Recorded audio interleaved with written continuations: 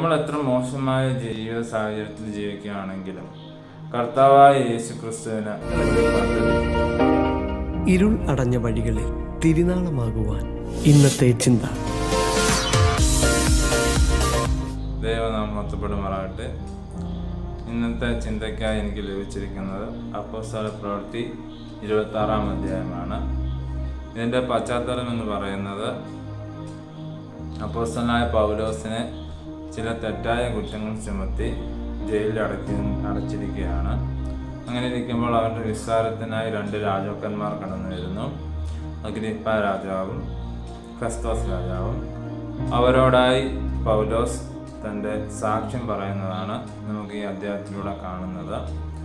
ഈ പൗലോസിൻ്റെ സാക്ഷ്യം നമ്മൾ എടുക്കുകയാണെങ്കിൽ ഇതിനെ നമുക്ക് 2ആയി തിരിക്കാൻ സാധിക്കും. പൗലോസിൻ്റെ ഭൂതകാലവും പൗലോസിൻ്റെ വർത്തമാനകാലവും.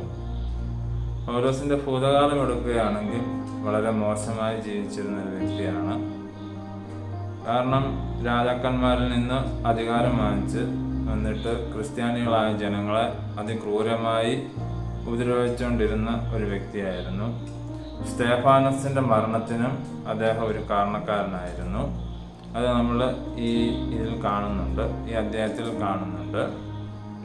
അങ്ങനെയുള്ള ഒരു വ്യക്തിയെ ദൈവം രൂപാന്തരപ്പെടുത്തിയെടുക്കുകയാണ് ചെയ്യുന്നത്. അപ്പോൾ ആ രൂപാന്തരം വന്നതിന് ശേഷം ദൈവനാമത്തിനായി വളരെ പ്രയോജനപ്പെടുന്ന ഒരാളായിട്ടാണ് നമ്മൾ പൗലോസിനെ കാണുന്നത്. അത് ഈ സാക്ഷ്യത്തിൽ കൂടി രാജാക്കന്മാരോട് പൗലോസ് പറയുന്നുണ്ട്. അതായത് ജനങ്ങളെ ഉപദ്രവിച്ചിരുന്ന പൗലോസ് പിന്നീട് ജനങ്ങളെ രക്ഷിക്കുന്നവനായി മാറുകയാണ് ചെയ്യുന്നത്. അത് കർത്താവിൻ്റെ വചനത്തിലൂടെയും ലേഖനങ്ങൾ എഴുതിയും അതിനെ ശിഷ്യന്മാരെ ദൈവനാമത്തിനായി മെനഞ്ഞെടുക്കുകയും ഒക്കെ ചെയ്യുന്ന ഒരു വ്യക്തിയായിട്ടാണ് നമ്മൾ കാണുന്നത്. അതുപോലെ തന്നെ ബൈബിളിൽ ചില ക്യാരക്ടറുകൾ നമുക്ക് കാണുവാൻ സാധിക്കും. ഒന്നാമത്തെന്ന് പറയുന്നത് ചുങ്കക്കാരൻ മത്തായി. അവൻ്റെ ജീവിതവും വളരെ മോശമായ ഒരു ജീവിതമാണ്. കാരണം ആർക്കും അവനെ ഇഷ്ടമല്ല.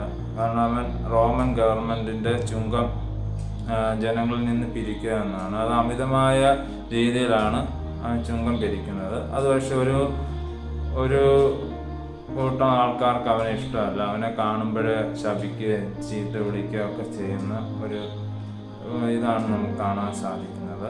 പക്ഷേ കർത്താവായ യേശു ക്രിസ്തു അതൊന്നും വകവയ്ക്കാതെ അവൻ്റെ നാമത്തിനായി അല്ലെങ്കിൽ യേശു ക്രിസ്തുവിൻ്റെ നാമത്തിനായി മത്തായെ വിളിക്കുന്നതാണ് കാണുന്നത്. പിന്നീട് നമ്മൾ കാണുന്ന അവനിൽ വലിയൊരു രൂപാന്തരം നടക്കുകയും അവൻ ഇതേപോലെ സുവിശേഷങ്ങൾ എഴുതുകയും സുവിശേഷം അറിയിക്കുകയും ഒക്കെ ചെയ്തിരുന്നതായാണ് നമ്മൾ കാണുന്നത്. അതുപോലെ തന്നെയാണ് ശമരിയ സ്ത്രീയുടെ ഒരു ജീവിതം എടുക്കുകയാണെങ്കിലും കഴിഞ്ഞ കാലം എന്ന് പറയുന്നത് വളരെ മോശമായ ഒരു രീതിയായിരുന്നു. പക്ഷേ യേശു ക്രിസ്തുവിൽ നിന്നുള്ള ആ വചനം കേട്ട് കഴിഞ്ഞപ്പോൾ അവളിൽ ഒരു രൂപാന്തരമുണ്ടായി. അവൾ പട്ടണത്തിൽ ചെന്ന് സുവിശേഷം അറിയിക്കുകയും അനേക ജനങ്ങളെ യേശുക്രിസ്തുവിലേക്ക് അടുപ്പിക്കുകയും ചെയ്തിരുന്നു.